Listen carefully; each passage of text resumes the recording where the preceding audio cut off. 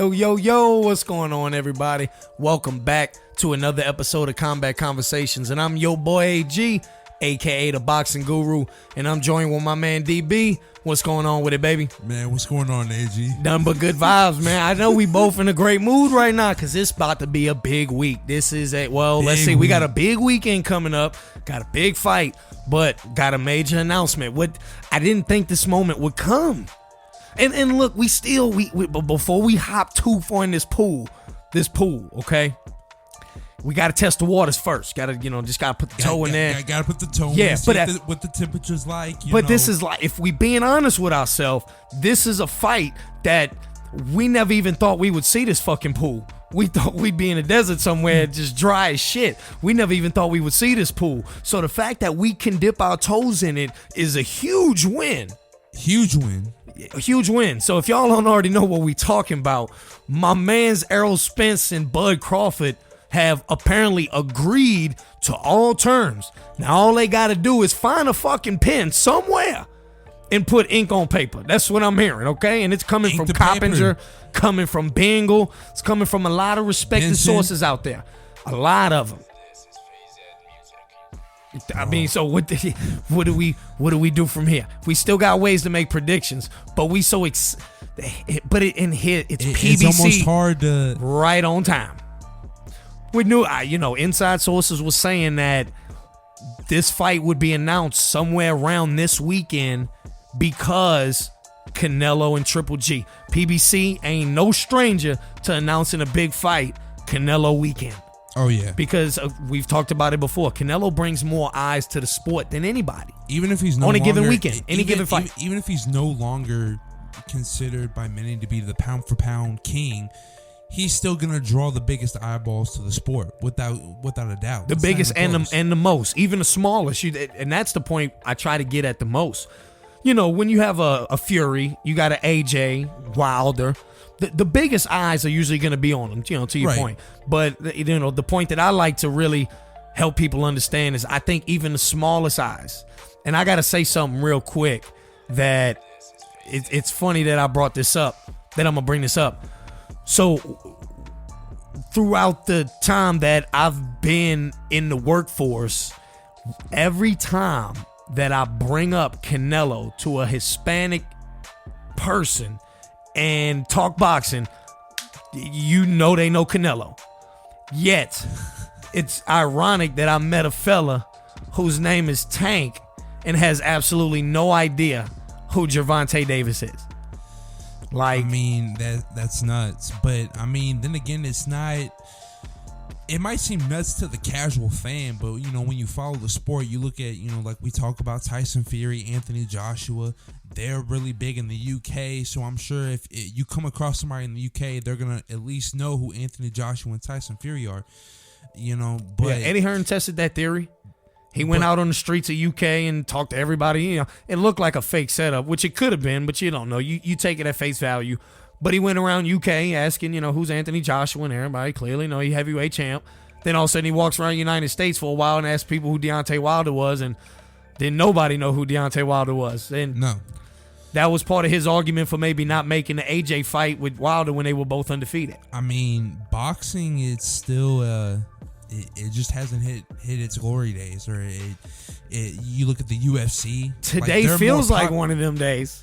Oh, most definitely. I mean, today sure feels like one of them days. I mean, I still can't believe it.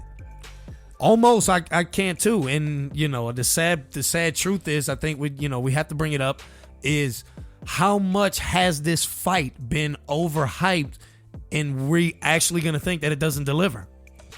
I mean, it's tongue in cheek. It's a possibility. I think it's a definite possibility because of the simple fact of how much hype it is. Sheer fact. This is probably the most hype fight you can arguably make a case for all time. And Max Kellerman had brought it up. 2 top pound for pound guys and undefeated in the same division at the same time. It hasn't been done. I mean, you can probably bring up an old fight in the past that may have. It doesn't come around very often. It doesn't come around. And it's one of those things where the fight is getting so much hype from diehard fans, that we're expecting the fight of the century, and we may not get the fight of the century. You might get the snooze of the century. You might. I mean, it's a very real possibility, and I've told you, even out of the studio, I've always thought that if the fight did get, if it did get signed, all parties agreed, I've always felt that it could have been like Pacquiao and Mayweather. Like, that hype, it didn't match the fight. The fight didn't match the hype. No. Because the hype is way up here, and the fight wound up being, like you said, one of them snooze fests. And ultimately, I hate to say it, but we might get one of those, because the respect level is going to be enormous first couple rounds. Remember, they don't count. So the first couple rounds, since they don't count theoretically, to some people out there apparently in the boxing world, the feel out rounds to me in this instance are going to be crazy, because Errol Spence and Bud Crawford are only going to be feeling each other out. So we could be looking at the first third of the fight, maybe the first. I mean, it's maybe just them dancing around trying to feel each other out. First 4 rounds, you're not you might not see a lot of action. No, not at all. The main thing you're hoping for is that it actually picks up kind of 6, 7, 8, 9, 10, 11, 12 if it goes the distance. Because some of us ain't thinking it's going the distance. No, I'm really hoping it's Bud and on. Like, I'm hoping for a stoppage. Yeah, that would be nice. I think a stoppage either way would be that would kind of live. That's that would what live I up. want. Is it going to happen? No. Do I think it realistically that's what's going to happen? No. I think it's going to be a snooze fest, unfortunately. I think, like what you just alluded to, first couple rounds, they're going to fill each other out, get each other's respect, see what each fighter's trying to do. And then, mid rounds, it'll start to pick up. You might have a few swing rounds here or there. And then, hopefully in the championship rounds, that's where the action is. And then I think that's where they'll deliver too. But I think just kind of to that point. But what I want is a stoppage. A stop. Yeah, I want a stoppage either way. I'm leaning Terence Bud Crawford in my decision, and obviously we have until potentially we got 2 months to make this. Still got to be official. Still testing the waters. But again, we can still fantasize about what it's gonna feel like once this fight is actually signed. I mean, and we after in the pool. years and years, this is the closest we've ever been. No, I really do. And honestly, again, as an outsider, it's one of those. We not in the rooms making these deals. We not with these lawyers. I think you're at the point of no return. At this point, you're hearing a lot of good news. If either one of them turns around now, at this point, there's no promotional in a way. It's going to be PBC. We know that game plan. So I really feel like it's official. We getting it. Now they just got to work out the kinks of the network and all that. So that fight somebody is needs coming. to find a pen, hand them a pen somewhere. Somebody get them a pen. Sign the contracts. Sign the contract, big boy. Sign the contract. Get that old Mike Tyson. But I think a stoppage, what I was going to say a little bit ago, a stoppage on either side would probably make it would definitely live up to the hype for the other side. Because one thing about the Errol Spence, Bud Crawford feud between the fan base feud to me is an odd one. Because both of them being so good that their fan base is all over them. Okay, it's rare, and even then I say it's rare like myself. You got plenty of them out there, but if I'm talking percentage wise, out of 100% of the Bud and Spence fans, you might have 5-10% that like both, and I'm one of the ones who undoubtedly I like both. Oh, I am too. Yeah, I really do Errol like Spence, both fighters. Bro, Errol Spence is disgusting. He is. I mean, he ain't the truth for no reason. Like you alluded to earlier, he has arguably the best jab in boxing. Consistent with power. Bro, the way he fucked up Ugas. Yeah. He let Ugas get a couple shots in, and he even and Errol Spence has been on record and after the fight saying that wanted a few things, wants to brush up on defensive tactics, which a lot of fighters do. It's hard to not get hit. Not everybody has the sweet science. No. But He works on it. He wants to work on the defense a little bit, but the offensive prowess that he has with the jab, you just said, his footwork and Errol Spence goes to the body. Like, Errol Spence is the truth. And that's why I can't be one of them guys to be like, Bud's going to fold him. Can't do that. But at the same time, knowing Bud Crawford, I can't sit here and say that Errol Spence is going to work his head kind of like he did Ugas after the last 3 rounds was coming on and just bodied him. Yeah, I mean, I joked with you earlier, Bud and 9, and like I said earlier, I want a stoppage, but I really think it's going to be a snooze fest. I think it's going to be one of those calculated type of fights. I don't think there's going to be much action at all. I think Errol Spence will help keep the action up because he's not a... Because also you got to remember too, Terence, traditionally, he's a slow starter anyway. He is, because he likes... We've talked about it before with other fighters, Better BF and guys like that, even David Benavidez. They don't play with their food. No. Bud does. Bud plays with his food. He will beat the shit out of his opponents in later rounds, but Bud likes to toy with his opponents. And this could possibly be the fight where that catches up to him. It might catch up because I think what I was going to say was is Errol Spence is going to keep the action up. The best jab. If he doesn't show up with the jab, then he can go ahead and pack it up. I do think that. That's what, to me, is going to win him the fight. If he wins the fight, his most consistent jab, if it's judged round by round, essentially, if Errol Spence gets his action on and starts landing these jabs at a 10, 12, 15% clip, you're actually going to see a guy winning the fight. So you're saying if he can't utilize that jab at all, he's got no shot? I don't think so, no. Because I don't think he has the defensive tactician and the rest of his game polished as much as Terence Crawford. I think what could possibly happen, another scenario, like in the first couple rounds, I think, like you said, Spence, he'll press the action, and I feel like Bud will realize, like what he normally does when he plays with his food, he can't do that. I hope he realizes that. So, like around maybe round 4, maybe even late round 3, like he might press the action, and if he can keep up volume, press the action, walk him down. That could be bad for Spence as well.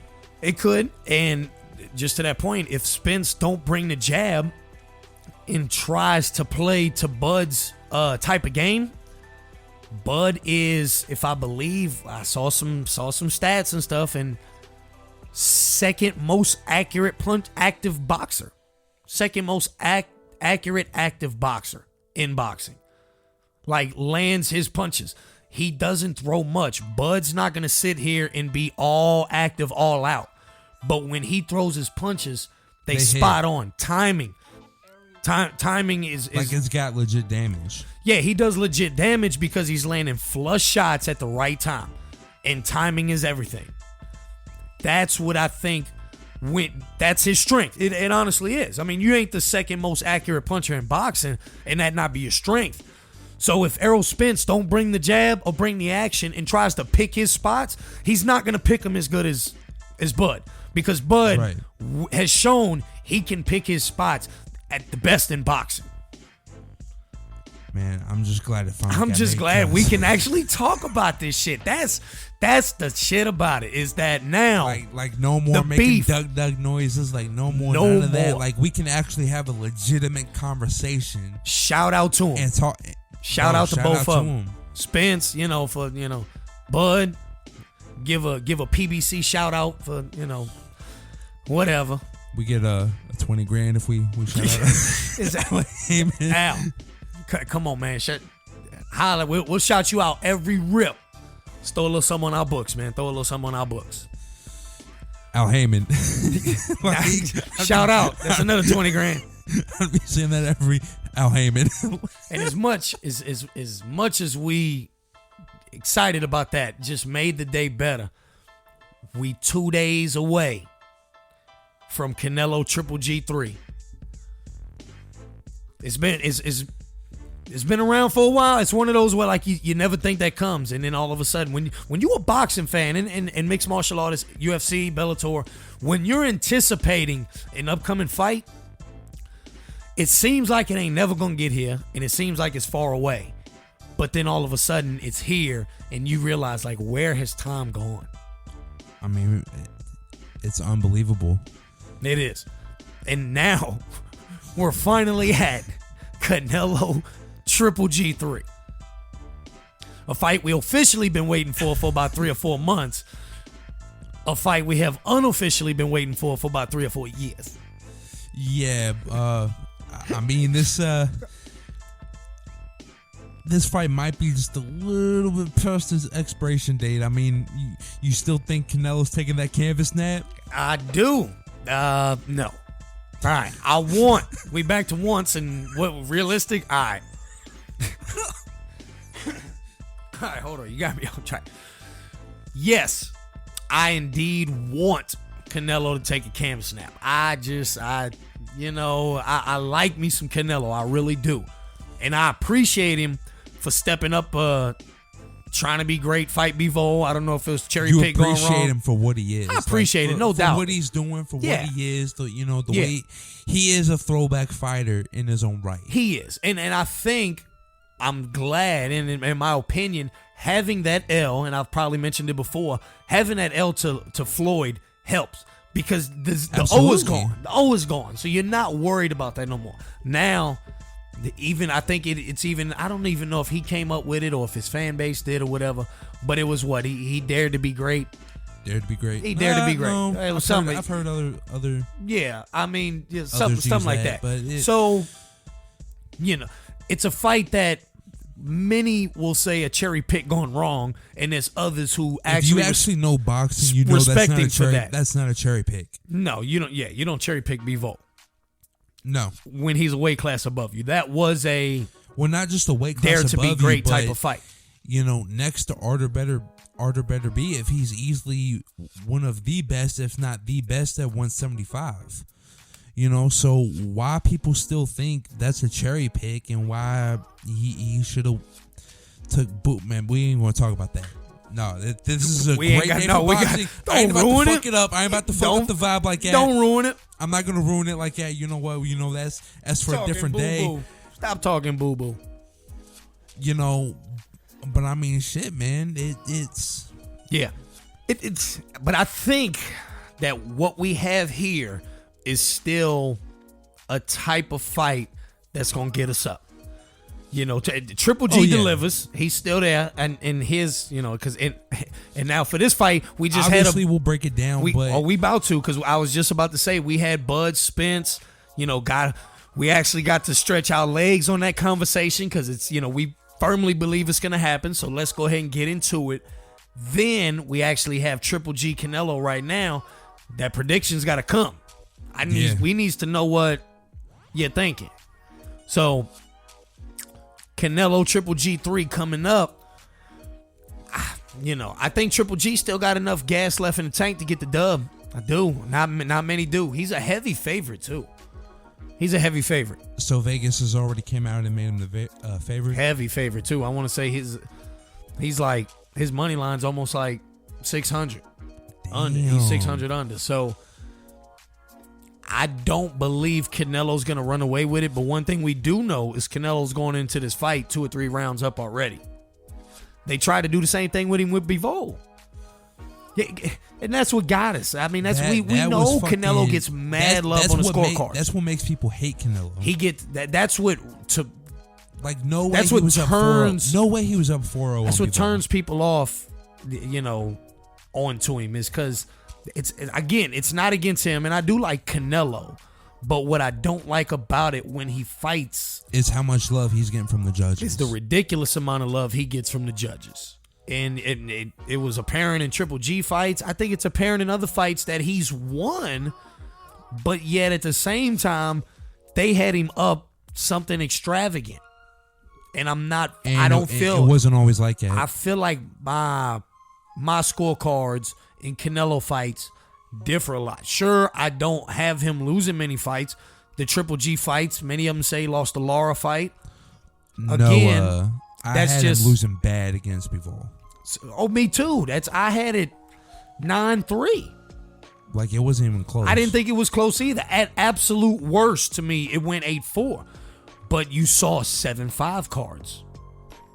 Straight up. And that's it. Probably a few of them would have argued 6-6. That needs to stop. And that's the type of stuff with Canelo that, to me, comes with the package. Turns people off. And I can literally see a Triple G Canelo trilogy going down exactly like the first two.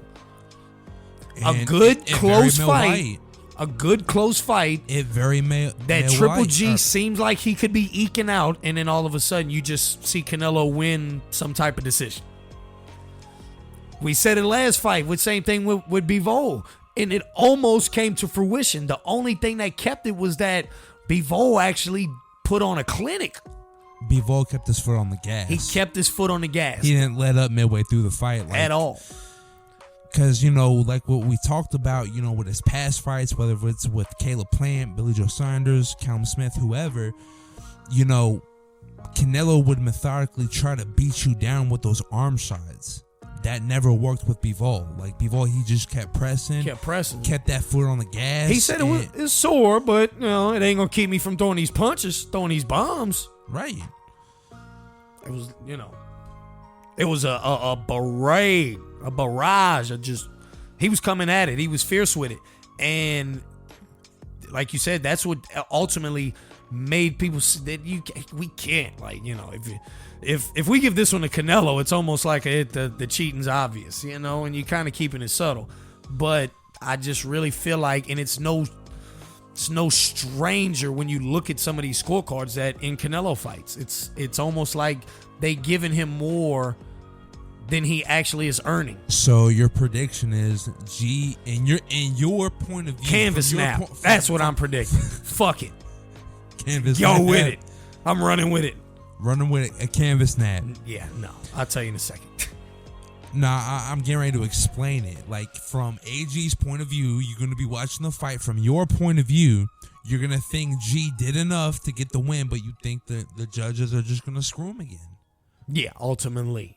And I feel like this time, being the third one, Triple G being 40 years old, older, a lot of them saying they didn't like what they saw against Murata. All that going in the mix, going into fruition, you might actually see the needle tilt a little bit. I might actually honestly give it a 6-6 and maybe think Canelo won the fight 7-5 in my books. Then all of a sudden we're going to see the scorecards and you're going to see 118, 110, 118, 110, 117, 111. And it's like they're going to almost on paper make it seem like he dominated. Right. Even when maybe I will still have say, yeah, I give this one to Canelo. He squeaked out a couple good rounds, great fight. But and then also make it seem like G got his that ass could happen whooped. too. But I really do firmly believe Triple G is going to put up a better fight than a lot of people are going to give him credit for, especially Vegas already. Yeah, Vegas has got him as a heavy underdog. I am too, but like what we just talked about, you don't want to cry cheating, but yeah, I just feel like Canelo, he'll do just a little bit more, to get that win. And it's going the distance. I don't think Canelo, I'm hoping Canelo takes a canvas snap. I don't think Canelo's knocking out Triple G either. If Triple G can get through the first 3, maybe 4 rounds, I think he'll be okay. Yeah, I think because when you look at the Murata fight, when you look at the Murata fight, like early on, G wasn't looking like G. No, like he wasn't looking good. But then as the fight went on, he's another one. That's when you see flashes of the OG. Yeah, he's another one. I think they talk about it with like Loma and a few other fighters. Plenty of fighters like this, which is back to the joke. First couple rounds don't count. Is that they get active late in the fight, and all of a sudden more punches start to get thrown, and that's what helps them separate themselves. And Triple G's kind of like one of them guys. It's like he puts you to bed late. You know, he starts off kind of slow. He throws twice as many punches in rounds 6 through 12 than he does 1 through 6. That type of boxer. So basically a stat like that's going to tell you he's a slow starter. Yeah, exactly. He likes to pick it up at the end of the fight. And I think it's definitely going to go to distance. I think we go into the scorecards. I'm praying for a Canelo canvas snap, but realistically, it ain't coming. I don't think Triple G, if that was the case, he'd have knocked him out first two. And I think same thing with Canelo. The only thing Canelo really has on his side is Triple G's old age.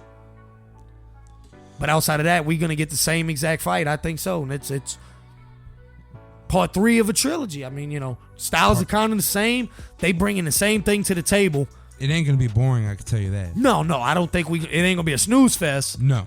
But what I am saying is that what we will get is action-packed like the first two, and that we just essentially... You'll still get your money's worth. Gonna get your money's worth. It's Canelo. Canelo brings the action. Oh, I nothing but love for Canelo. Canelo brings the action. He's fun to watch. He is. He's one of the best to watch all time. And same thing with Triple G. Triple G just don't have the outside fan base like Canelo does. But he does have a big one because of being in 2 wars with Canelo, going into a third one. It's going to be fun. It's going to be a huge weekend. Huge weekend. Cannot wait for that. Oh, nah. Bro, we forgot Bam. And Bam on the undercard. I mean, we got, that's a deep card. Deep. Got a few. Bam. Once again. As a co-main, too. And Bam, we know in his last 2 performances is main event must-watch material. Then all of a sudden, he's going to slide in on a Triple G and Canelo. Hey, he's already top 10 pound for pound for me. I got him outside top 10 right now. Back-to-back great wins, championship style. I got him at 10. Outside top 10. I might have slid him up in there number 9.5. I think Bam is on another level, too, especially down in his weight divisions, and I'm waiting after he dominates this fight. We need that Chocolatito fight. Bro. Yeah, but I think, if I'm not mistaken, Chocolatito got a date with Juan Estrada, who didn't really look his absolute best last fight either. So, back to that. 2 top 10 pound for pound. We'll get to see it. Two former top 3, but now arguably top 5 pound for pound. Top 5, top 10. I think a lot of people still got Chocolatito outside top 10, easily top 15. Same thing with I'd give him top 15. Juan Estrada. Top 15. Easily top 15 for sure. I think, like I said, you check ESPN's, they might have them both inside the top 10. That's a fight we can all get behind on that trilogy too. Yeah. Nothing but a war. And there's a lot of good fighters in them young divisions. Maloney, a lot of good fighters coming up. But we can't wait to see Bam back in action. As a co-main too. Must-see TV. Again, if he shows up and he shows out, he's going to have people thinking top 5. Yes, he will. And coming right off another performance like that, 3 in a row on a Canelo card in front of all these eyes. I mean, people will bitch about who he's fought, but again, like what we talked about on previous episodes, if you're taking out the trash and you're showing that that guy you're fighting, that garbage can plumber, whoever, whoever, if you're showing that they don't belong in the ring with you, bro, that speaks volume. It can, and you look good doing it. Yeah, you're doing exactly what you're supposed to do. You ain't up there playing with your food. Get them out. Take the plumber outside. Take the trash out. Do what you got to do. And that's what you're supposed to do. You go up in there and don't look good, that stock's going to fall. And ultimately, I think for Bam is one of them guys where every performance he puts on, when he looks good, his stock's going to get bigger. And I'm telling you what, fighting on this Canelo card is being a co-main at the moment is just as big, if not bigger, than fighting on his own main event card at the moment. This is big time. Real big time. Yeah, can't wait for that one. And boxing today has just been a big day. Can't wait for the weekend. And then you got AJ and Fury possibly coming up. AJ and Fury, not let's not get too deep into it because there's a lot of things going on. We got time, but we've been talking about it. I'm not feeling this Usyk thing. Nah, bro, I'm not. That really hurt. So he don't want to fight Fury because he's trying to nurse an injury. Supposedly Usyk has old injuries he sustained from the AJ fight. Right. He comes out and he says he can't fight because of that, and he wants to fight. He can't fight in December, and he wants to fight early 2023. Okay, that's fine. So with Usyk, unified champ, got the 3 other belts, 4 with the Ring Magazine, but 5 with the IBO. Yeah. He's got it. Fuck. I mean, yeah. He got it. Anyways, okay, so which gets more respect from me than some of the W belts. He ain't gonna be available until early 2023. Fury, he wants to fight now. And AJ, he's already told Eddie Hearn he wants to fight again before the end of the year. Yeah, I think man, if I'm not mistaken, Fury and Joshua are basically in the same stage as Spence and Bud. Like, basically we've agreed to the terms. Y'all go ahead and type up the contract, then we'll put pen to paper and make it official. But right now, just basically saying, hey, what Frank and them and Lou and all them threw at Eddie Hearn, they like, cool, we got it, thumbs up, let's get it. Yeah, so I mean, again, these are fights we never thought would see the light of day. Okay, so But anyways, back to this Usyk thing. Back. So, okay, cool, you don't want to fight until, next year, that's fine. Bro.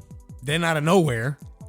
Well, almost out of nowhere, Well, first of all, he gets spotted playing in a charity basketball game. Dribbling with both hands. Now, as a pro athlete. But it was for charity, bro. I mean, I don't care.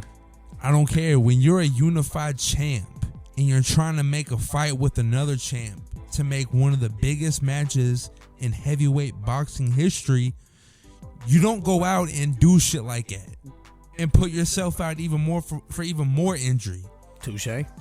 That's like, a basketball player, a football player, and already being hurt. Coming up on a contract year, you want to go out and play basketball and boom, you tear your ACL. And not only that, it's not even about, to me, it's not about exactly just playing the sport. It's about saying that you're also trying to nurse old injuries and stuff, Right. And I get it. They'll probably tell you that's a charity basketball game. He didn't get serious. His heart rate didn't get over 100 or something like that. Right. Like they'll tell you that. But I get where you're coming from. It's a shady look. Right. And then so I'm like, all right, that. Okay. I gotta bite the bullet. I don't like that look. But it is what it is. Gotta bite the lip and move on. So. Like, I'm trying to figure out how this adds up. So, you think it's okay to not fight Fury until early 2023 because you want to nurse, old injuries. Okay, cool. But you think it's okay to want to go and fight the guy, a top 5 heavyweight? the guy, no, you. I thought you was gonna say it. You think it's okay to fight the guy who he beat? The last 2 times in a row, like why all of a sudden, and then make the comment about. Well, I mean that he wanted to fight. Well, since Fury's tied up with Joshua, I'll go ahead and fight Wilder. Like, nah, bro, it don't work like that. Why didn't you just fight Fury in the first place? Well, I mean, like, didn't he say after post fight, like after the AJ fight, didn't he say it's Fury or no one? I think we watched the same fight. That's what we heard, and that's what we all saw. Yeah. So it's like, bro, I don't like how this looks on Usyk. Me neither. It's not. And we about to jump right into another y'all one. Y'all know it's bullshit. Bro, I still see it on social media. People still think Fury's ducking. I'm like, bro, look what your boy is doing. Right. It's not a good look at all. And already talking about Usyk, might as well jump into another one who I lost respect points for because I did. I just lost a lot of respect for Usyk. Still like him, still a great fighter. But when it comes to being a fan, I feel like every point you just made is why I'm like, man, come on, Usyk. That's not you. After you beat AJ, you over here talking about how you want Fury or no one, and all of a sudden now you say you can't fight him because of reasons, and then you doing certain things that look sketchy, odd, I should say, and then all of a sudden, now because he's fighting Joshua in the meantime, you want to dance with Wilder. I'm not feeling that. It turned me off about him, and now it's like, you know what? If Fury fights Joshua and Usyk fights Wilder, I hope Wilder knocks his block off because he should be fighting Fury. You should. Which I would. This is gonna fuck everything up for an undisputed fight. It really is because who knows what we're gonna get. Because first of all, you know, and I think you kind of talked about it. You talked about it earlier a little bit, but I doubt it's gonna happen. But Wilder's already tied up in one fight. He wins that. He has to go and face Ruiz to be the mandatory again for Tyson's WBC title. If Usyk is in his voluntary stage and they actually allow him to fight whoever he wants, and he says, "Hey, Wilder after Helenius is free," then I want to fight him. If he accepts my offer, then we fight. And Deontay Wilder, he'll put that Ruiz fight off on the side. He won't go to WBC route. Right. That's if he's willing to take that. So now, if he's still pulling this shit even after Fury beats AJ, it don't. You know, if Usyk, now I'm at the point. You know, we talked about before. Fury does all that. If Usyk doesn't fight anybody but Fury next, I'm off the train. It has been set up perfectly, man. The way, you know, with Anthony Joshua, the route Fury took with that. It's set up perfect. Had AJ won, then we'd be asking him. That's it. There would be nobody else. Even then, when we was this close to AJ and Fury last time, and Deontay Wilder stepped in to get his third fight, like we said that that's the fight that should be made. But then it was like, okay, well, since Deontay Wilder's now fighting Fury, then, you know, hey, AJ, go ahead and fight your mandatory. Be Usyk, albeit he lost, but now that Usyk's put him aside twice, it's like Usyk, now you got the belts. There's only one person to fight because now Tyson Fury has fulfilled his mandatory with Dillian White. Right. So there's only one fight to make. And at this moment, as of this podcast episode, it is Usyk's fault that this fight is not happening. Gotta be clear on that. Oh, I agree with that. Gotta be clear. I agree 100%. Gotta be clear. As much as we may have thought it was Fury with his, I've been on past record saying how I was getting fed up with Fury's bullshit. Retiring, unretiring, saying this, saying that. I was. But now he's come back. He swooped it around like the shit he always does. You know what? I'm back and I'm ready to bash heads again. And it's like, okay, yes, Tyson Fury's back. Usyk, where you at? Let's go. Nah, I got something going on. You know what I'm saying? I can't make it. My hand hurts a little bit. But now that, you know, Tyson Fury's possibly tied up with AJ, like, damn, man, why didn't you want to fight, man? Like, what the? Okay, I guess I'll just go beat the guy you just beat 2 times. Like, it's not adding up. So, all that spill and losing respect points for Usyk. Somebody else, I'm not feeling as much as I was. And that's my man, Kazmat Chimaev. I'm not. He lost respect points for me throughout this whole week. So, if you haven't heard the fight backstage, fight heard around the world with Kevin Holland, and Nate Diaz. I don't know the details, but to me, regardless of some details, to me, Chimaev being in that predicament with the group and all that, it's not a good look. Regardless I don't care if whoever did say something about to Chimaev first. When you in that position and you in that, doing things like that is going to ruin the why you are there. Right. You have things, sometimes you have to bite the bullet. When you have good things on the line, you can't ruin a good thing. No, I agree. Look, all right, I'll explain later why I think I'm still on the Kazmat hype train. But I get what you're saying. Like, in no way, shape, or form can you spot. Like, no way you cut it. Chimaev, Kazmat, bro, he's He's to blame. Now I'm still on the hype train. Like, I like Usyk. What he's doing don't mean I think he could box any worse. He's any less of a boxer. No, but he's losing that's respect points. But yeah, so I'm not on the fan side. No, I get it. Okay. Like, I was just clearing that up real quick. At no point can you say he was innocent through all this. No, he has to take some responsibility. But what I'm saying is like, bro, I've seen Conor do worse. I've seen, bro, after a win, bro, Khabib literally hopped in the crowd and started fighting. But it was malice at the palate. It was malice at the palate. Touche, I get you. Like it. So I mean, there's other fighters that we like that have done shit like that or worse in the past. But yes, I agree. He needed to be more disciplined because I don't know this 100%, so don't quote me on it. But like when you're gonna miss weight. And to the extent that he missed it, I'm sure he let Dana know, like, well, way in advance. Like, hey, there's a real good possibility I ain't making weight. Right. So he didn't just show up 8.5 pounds overweight. Right. I'm sure Dana knew that well. Maybe not knowing he was going to be 8 pounds. Hours ahead of him, at least. At least. So you're already in the doghouse for that. I would think you would have enough composure, enough discipline to be like, all right, I'm already on thin ice. I don't need to go and break the ice. And, you know, again, like what you alluded to, it doesn't matter who said what, who started what. You have to be disciplined. Yeah. Go ahead and get in a shouting match. You know, that essentially that's what a lot of this can be all about is your words, which Conor McGregor is a master at. A lot of them Jake Paul is great at. The mouth game. Then all of a sudden, that's when action becomes, and that's when you get shit, and that's when you ruin a good thing. Right. So, okay, and then I was getting to the weight thing. Again, missing weight is not something that should be, you know, crucified for. Same thing with shit backstage. But why are you missing by such a large margin? The discipline maybe ain't there.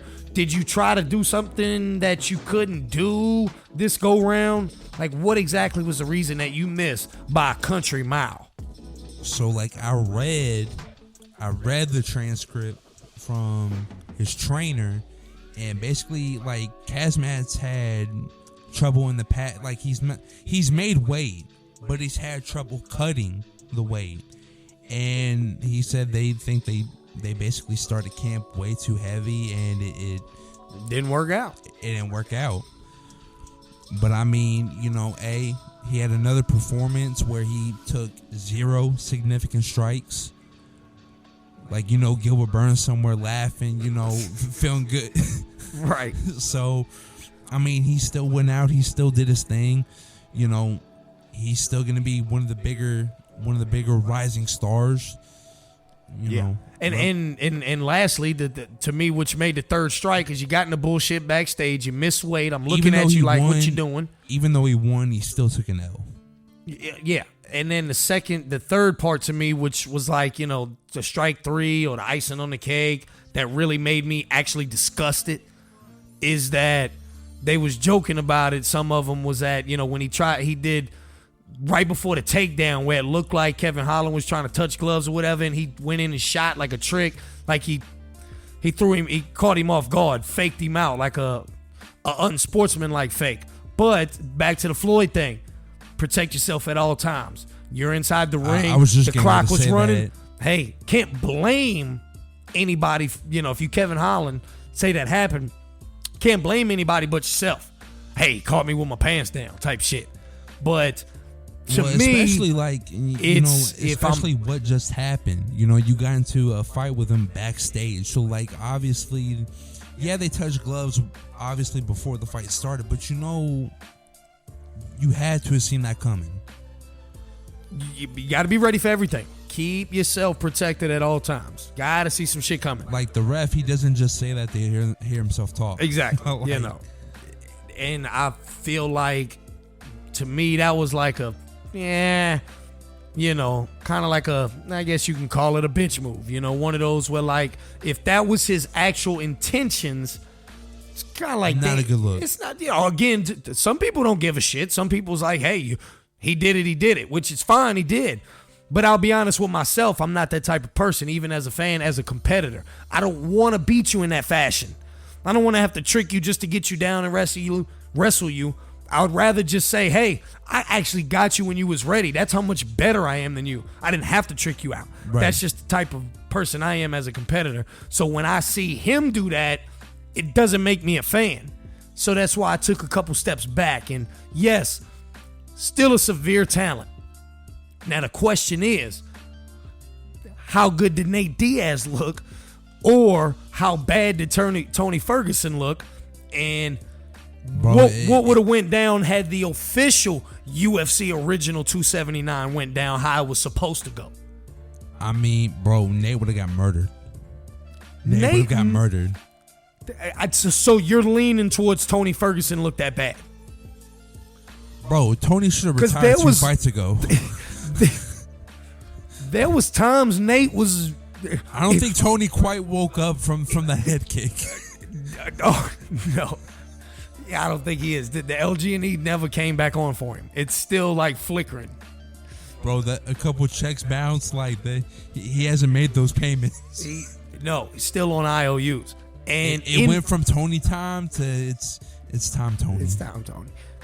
And in between Nate Diaz, in between the gasps, the fucking gasps of air that Nate Diaz was trying to grab, bro, in between punches, he was looking good. Bro, hands on the cage, like he didn't look good.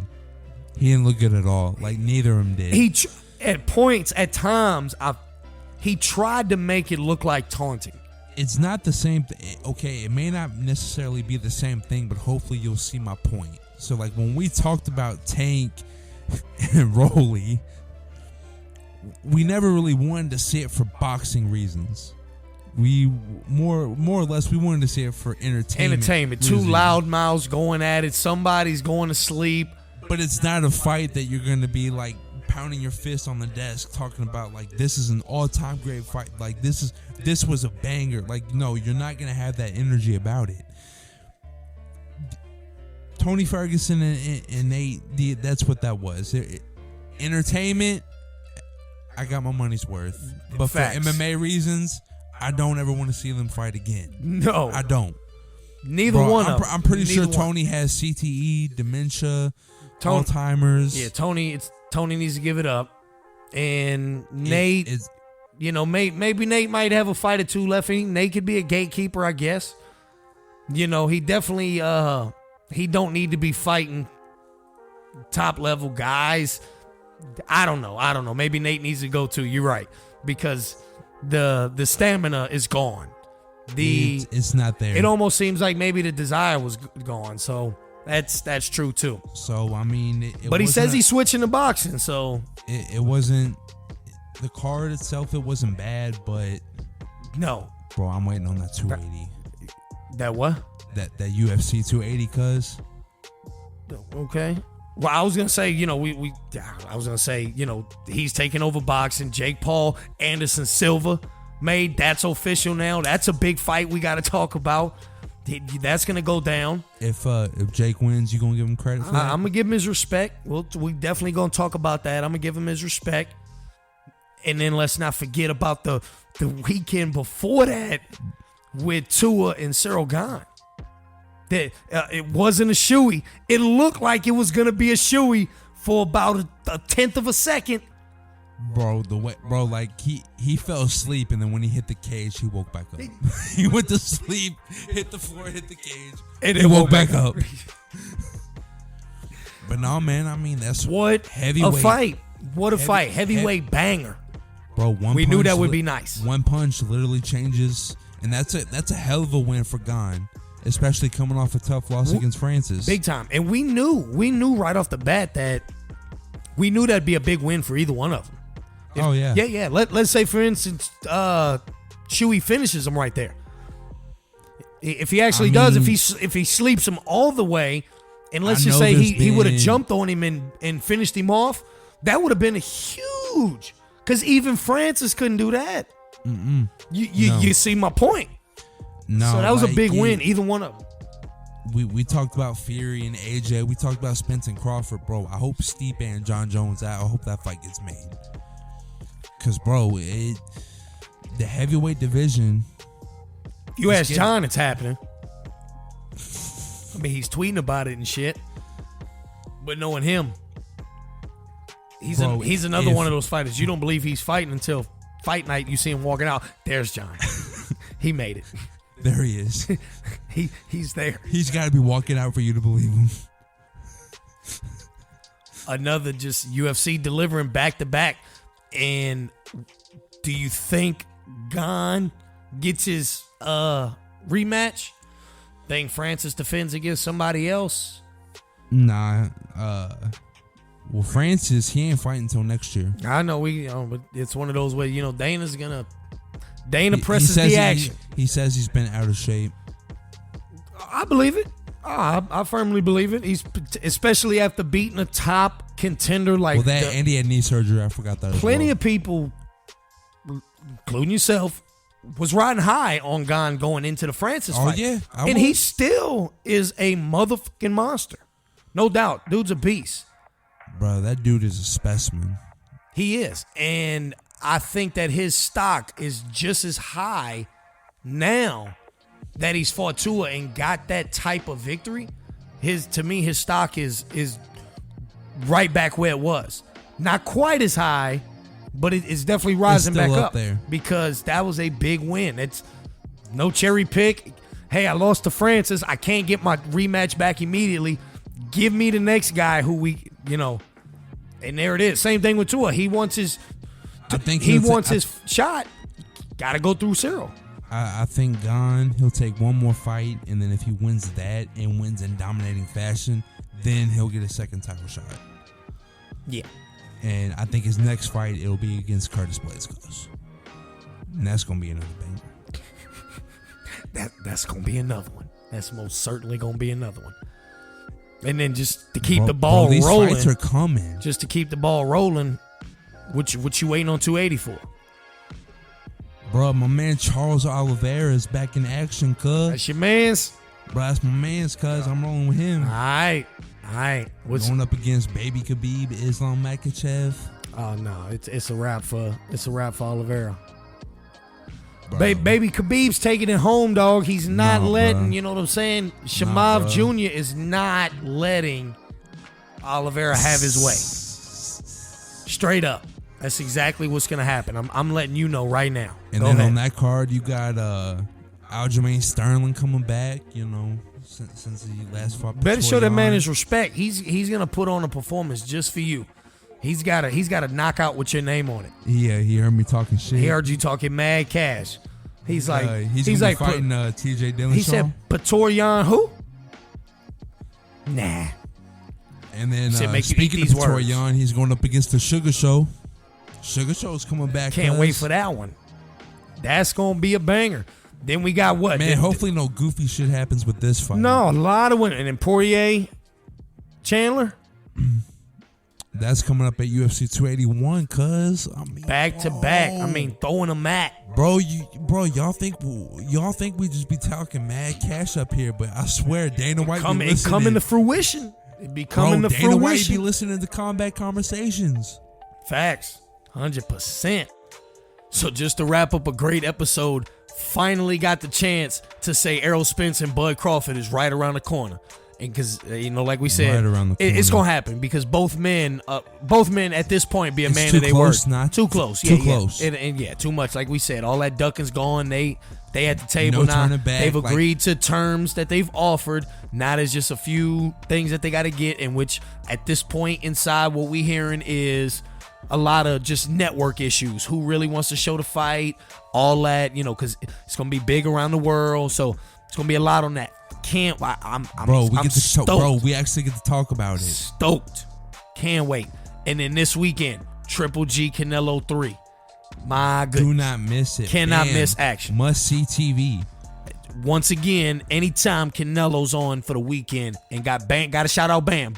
Bam's must see TV. Gotta see Bam. It'd be like Boots when Boots was on the undercard for Castano and Charlo. Mm-hmm. Like you had to let it be known that Boots was fighting too. it was actually like at the bottom. Like when Showtime would show their upcoming fights, they actually had the picture of Charlo Castaño, and then real small, it had return of boots in it. Like, you gotta say it. Bam is on the undercard. Canelo Triple G3. That's He's one of there. the rising Must stars. see. You gotta push him, promote it. Gotta see it. Big time coming up this weekend. So, once again, we want to thank y'all for listening to Combat Conversations. Please like us on Facebook, follow us on Twitter at Combat Convo 504, at Combat 502. I've been your boy AG. I'm your boy DB. Peace.